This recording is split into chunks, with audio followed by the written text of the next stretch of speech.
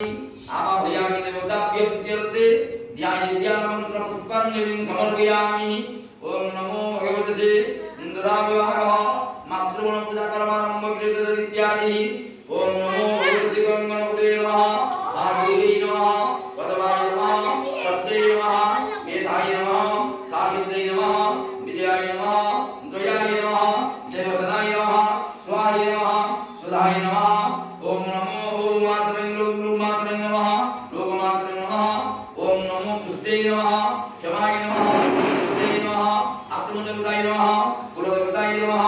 ओम भूर्भुवस्सुः गणपति प्रसन्नपूज्यात सर्वमातृगुणेभ्यो यागच्छ यतिष्ठः अत्राधिष्ठानं कुरुतः मम पूजा ददास्य पूजा ग्रहणं कुरु। ओम नमो भगवते गणपति प्रसन्नपूज्यात सर्वमातृगुणेभ्यो ओम गौरीपदमासदे मेदा सावित्री विजयालया देवसेना स्वासुता मातरं लोकमातरं धृतिपुष्टिकमातुष्टि आत्मनं कुलदेवता गणपति प्रसन्नपूज्यात सर्वमातृगुणेभ्यो आवाहनं समुद्रापतस्यो आवाहनं सत्तापनं सन्निध्यानं सन्निरुद्धं परमिकरणं